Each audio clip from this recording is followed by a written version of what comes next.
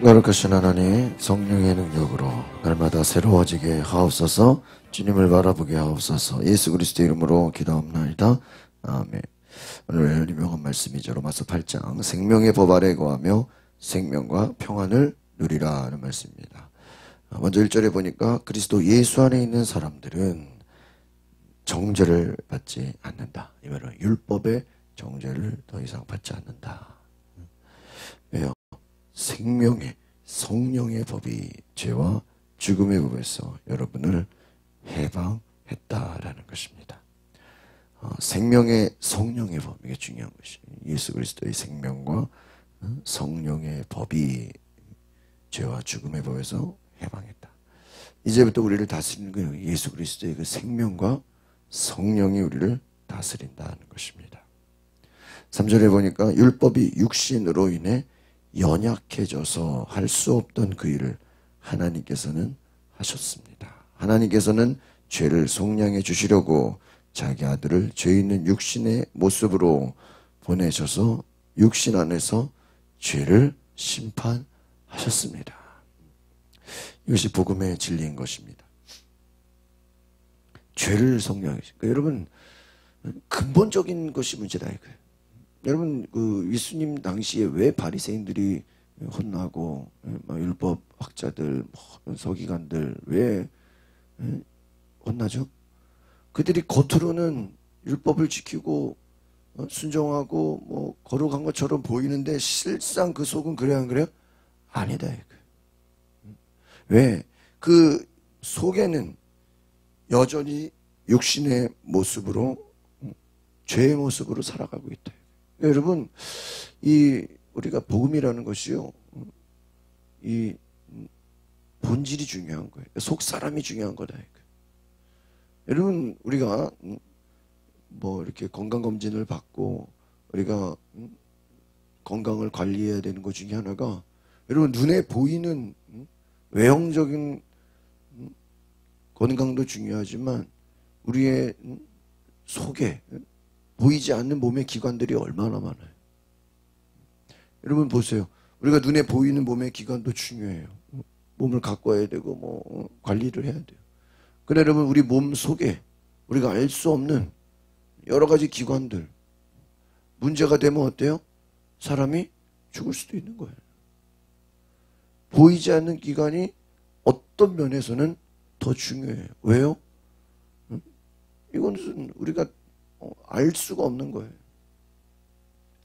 여러분 예수 그리스도의 복음이라고 하는 것 바로 우리의 죄를 속량해 주시려고 자기 아들 예수 그리스도를 보내셨다. 그러니까 결국은 우리가 율법 지켜야죠. 또 구약의 말씀대로 다 순종해야죠. 그러나 암만 구약의 모든 율법을 다 순종한다 할지라도 누구를 믿지 않으면, 예수 그리스도를 믿지 않으면 뭐가 없어요? 생명이 없어요. 여러분 우리가 이렇게 꽃을 보면은 이 꽃이 볼 때마다 이게 꽃이 펴지고 막 이것은 이 안에 생명이 있기 때문에. 그러나 여러분 조화를 갖다 놓는다고 해보세요. 보기는 좋아요. 색깔은 멋있어. 아마 멀리서 사진 찍으면 비슷해 보여요. 그러나 뭐가 없어요? 생명이 없어요. 향기가 없어요. 여러분 그거예요. 율법 지키는 것은 겉으로는 종교인, 얼마든지 거룩해 보이고 뭐 성경 지키고 다니고 뭐 그러나 그 속에는 생명이 없다. 이런 예수 그리스도의 생명. 마네킹에다가 옷 입혀보세요. 얼마나 멋있어요. 그러나 생명이 없잖아요. 여러분 복음이 우리 안에 들어오면 뭐가 생기는 거예요? 예수 그리스도의 생명이 생기는. 그럼 여러분 생명이 그냥 있다고 다 되는 거예요? 여러분 아이를 그냥 낳기만 하면 다 돼요? 아니에요.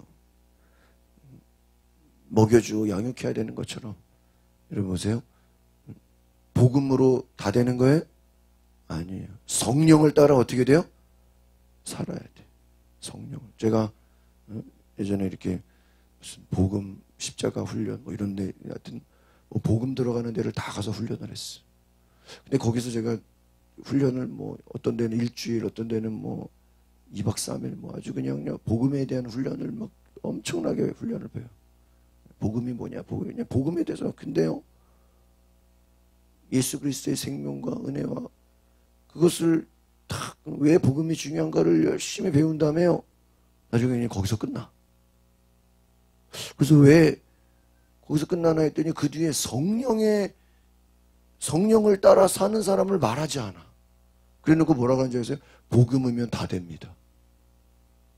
그러니까 그 복음이면 복음이 전부입니다. 그래놓고 이제 그 복음을 너무 강조하기 위한 것은 알겠는데 뭐를 얘기하지 않아요? 성령을 말하지 않아요. 그러니까 나는 죽고 예수는 살고, 그건 맞아요. 맞는 얘기예요. 갈라디아서 2장에. 근데 중요한 거는 거기서 끝나. 3장, 4장, 5장 성령의 열매, 성령을 따라 사는 삶으로 가야 돼, 안 가야 돼요? 가야 돼. 이건 뭐랑 똑같냐면 자동차 움직이려면 뭘 걸어야 돼요? 시동 걸죠. 그럼 시동 걸었으면 그게 뭐예요? 복음이에요. 아시겠어요? 자동차 앞만 멋있으면 뭐해? 껍데기만 멋있는 거 율법이야. 근데 예수 그리스도의 생명이 들어가면 뭐가 걸리는 거예요? 그 속에 시동이 걸린 거예요. 그럼 시동 걸렸으면 뭐 해야 돼요? 밟아야 될 거 아니에요. 그게 뭐예요? 성령의 역사예요. 할렐루야.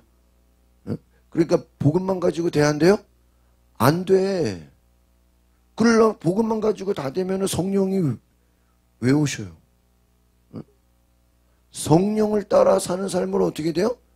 가야 돼. 그래서 생명의 성령의 법이라는 거예요. 예수님의 소원이 뭔지 아세요? 너희는 성령을 받으라. 믿으십니까? 예수님의 소원이 뭐예요? 성령을 받으라예요. 예수님의 소원이 뭔지 아세요? 성령을 회방하지 말아라. 성령을 무시하지 말아라. 그것은 죄 사함이 없다는 거예요. 다른 사람 죽이고 온갖 흉악범죄를 다 저질러도 뭐가 돼요? 회개가 돼. 그러나 뭐는 안 돼? 성령을 회방하고 성령을 거역하는 것은 뭐가 안 돼요? 죄 사함이 없어. 죄 사함이 없다는 거예요.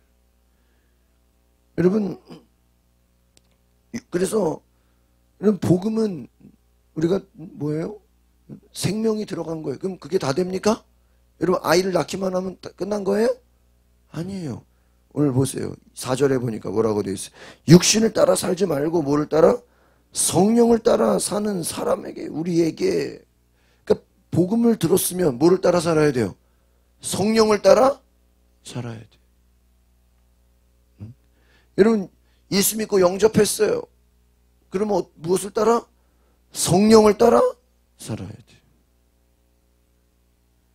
성령을 따라 사는 사람에게 율법의 요구가 이루어지게 하라. 그러니까 여러분, 그럼 성령을 따라 사니까 그럼 율법 필요 없냐? 그게 아니라는 거예요. 십계명이 필요 없냐? 그게 아니라는 거예요. 그러니까 또 극단적인 또 성령론자들은 성령만 받으면 다 필요 없다. 그건 또 잘못된 거예요. 성령을 따라서 뭐라 그랬어요? 율법의 요구가 이루어지게 하려는데. 율법이 원하는 모든 걸 성령을 따라 순종하다 보니까 어때요? 다 이루어진다. 할렐루야. 다 이루어진다. 육신을 따라 사는 사람은 육신의 일을 생각하지만 성령을 따라 사는 사람은 성령의 일을 생각해요. 그러니까 이 말은 뭐냐면, 보세요. 우리가 예수님의 음성 직접 들은 사람 있어요? 없어. 예수님 본 사람 있어요? 없어요. 그러나 우리가 예수님을 의심하지 않고 그 예수님의 부활과 죽으심을 믿어줘요. 왜 믿어지죠? 성령을 따라 성령의 생각을 하기 때문에 믿어지는 줄 믿습니다. 여러분, 이것이 체험이에요. 우리의 생각 속에 성령님이 계시면 성령을 따라 살게 돼 있다. 그러니까 여러분, 어떻게 보면은 우리가 기도합시다. 그냥 왜 성경을 읽지 않습니까?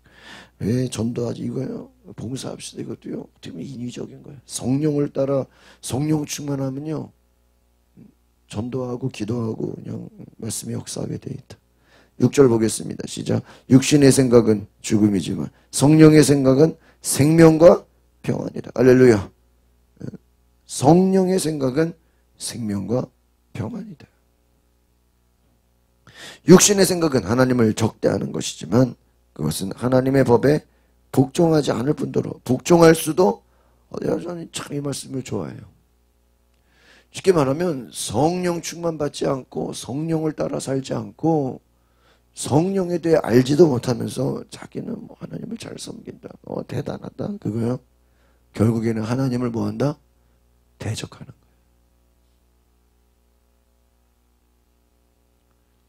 이 말은 뭐냐면 여러분 우리의 육신의 의지만 가지고 하나님의 일을 할 수 있어요? 없어요? 없다는 거예요. 순종하지, 복종하지도 못한다. 여러분 우리 육신의 생각은 하나님을 적대. 그러니까 여러분 마귀가 우리를 자극하는 게 뭐예요? 육신의 생각이에요. 눈에 보여지는 거예요. 또 8절 같이 보겠습니다. 시작. 육신 안에 사는 사람들은 하나님을 기쁘시게 할 수. 여기서 육신 안에 우리가 육신이 없어야 되냐 그 얘기가 아니죠. 이게 뭐예요? 보여지는 거. 율법으로만. 여러분이 구약의 율법만 다 지킨다고 하나님을 기쁘시게 할 수 있어요? 없어. 겉모양은 그럴 수 있어요. 하는 것처럼 보일 수는 있어. 바리새인들처럼 서기관들처럼 겉으로는 굉장히 남들 보기에 인정받을 수는 있어요. 그러나 하나님을 기쁘시게 하지는 못한다. 왜? 하나님의 소원이 뭐예요? 우리가 성령을 따라 사는 거예요. 믿으십니까? 저는 참 이 로마서 말씀이 너무너무 좋아요. 왜? 여러분 우리가 육신의 힘으로 하나님을 기쁘시게 한다면요 굉장히 힘들 거예요. 아마 겉으로 많이 배우고 우리가 세상에 보여지는 것이 많은 사람들일수록 하나님을 기쁘시게 할 거예요. 근데 여러분 우리가 이 8절에서 기억할 수 있는 건 뭐예요? 이게 인간의 노력과 의지만으로 하나님을 기쁘시게 하는 것이 아니다라는 거예요. 9절을 보겠습니다. 시작. 그러나 하나님의 영이 여러분 안에 거하시며 여러분은 육신에 있지 않고 성령 안에 있습니다. 누구든지 그리스도의 영이 없으면 그리스도의 사람이 그리스도의 영이 없으면 그러니까 내가 육신의 노력만으로 성령 받지 않고 그 복음의 생명을 갖지 않고 여러분 자동차의 엔진이 고장 나놓고 겉모습만 인테리어 잘한다고 멋있게 서팅했다고 자동차라고 할 수 있습니까? 할 수 없죠. 그리스도의 영이 없으면 우리 속에 하나님의 성령이 있지 않으면 진정한 그리스도인이라고 할 수 없다. 10절 시작. 그러나 그리스도가 여러분 안에 계시다면 몸은 죄로 인해 죽으나 영은 의로 인해 살아 있습니다.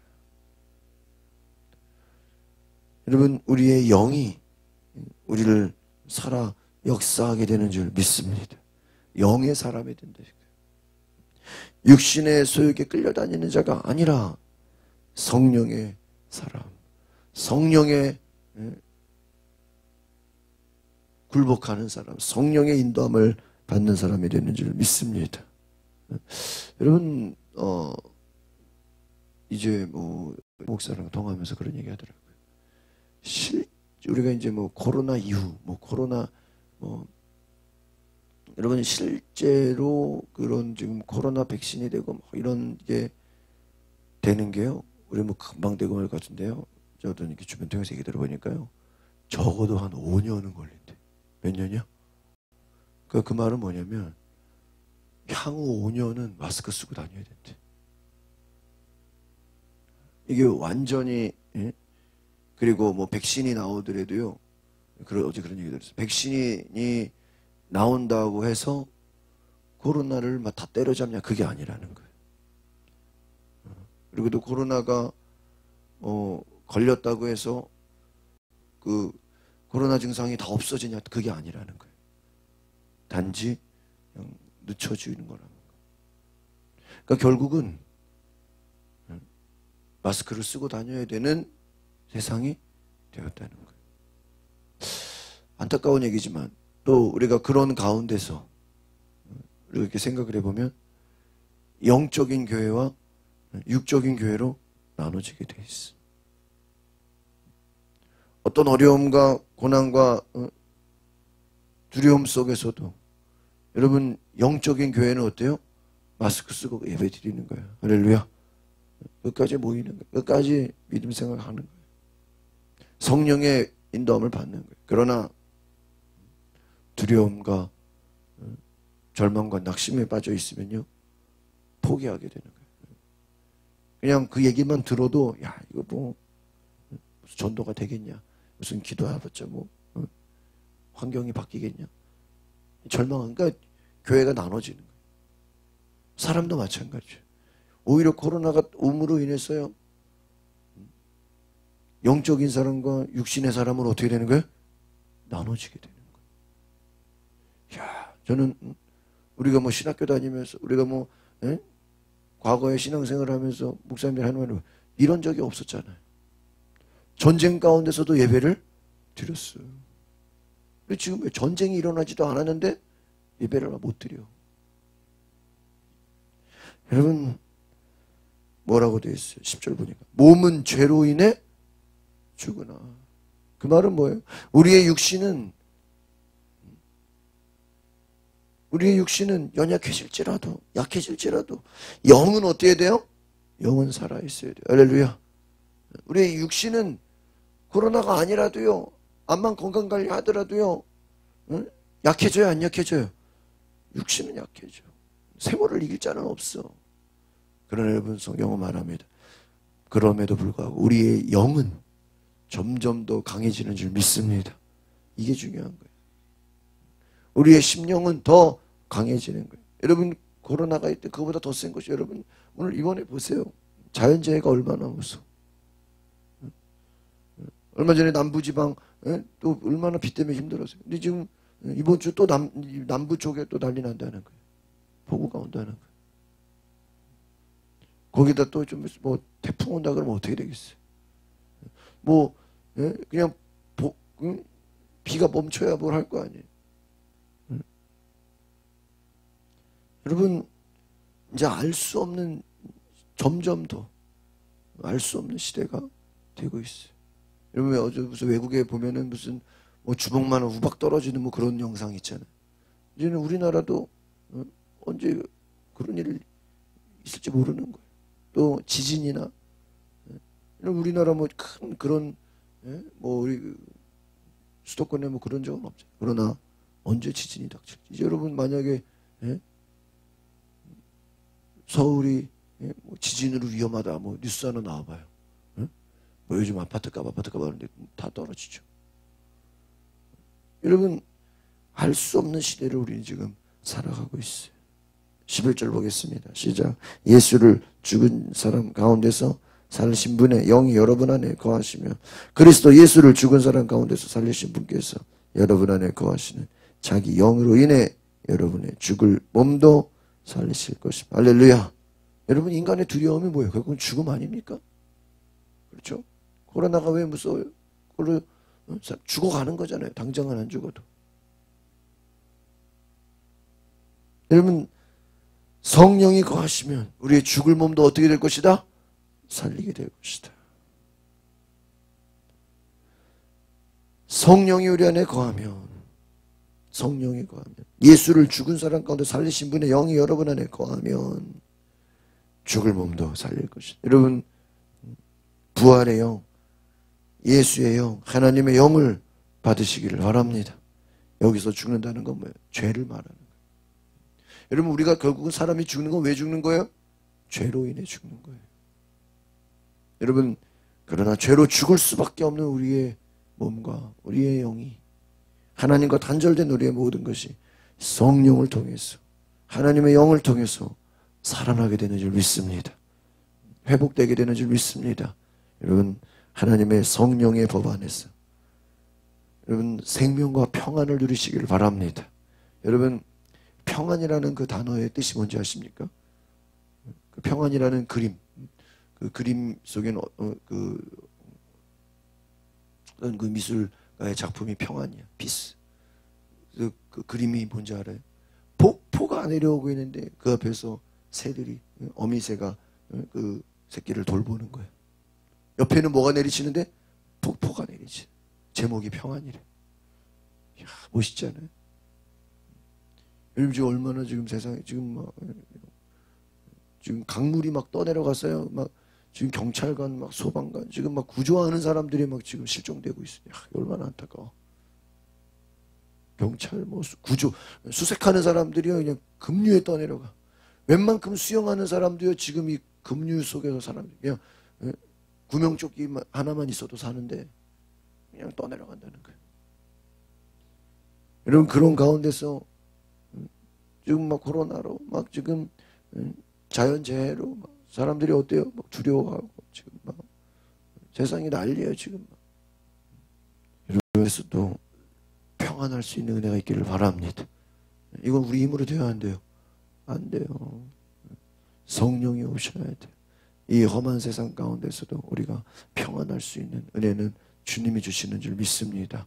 기도하겠습니다. 거룩하신 주님, 세상은 점점 더 불안해지고 세상은 점점 더 고난과 두려움과 하나가 끝나면 또 다른 것이 생기고 또 다른 것이 끝나면 또 다른 문제가 생기고 우리의 인생은 알 수 없는 것들이 더 많이 생겨지고 있습니다.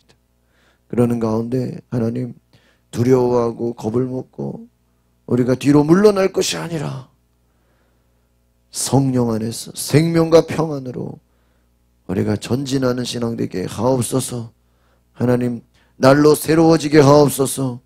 성령이 오셔서 우리의 죽을 몸을 살리시고 성령을 따라 하나님 앞에 복종하고 순종하며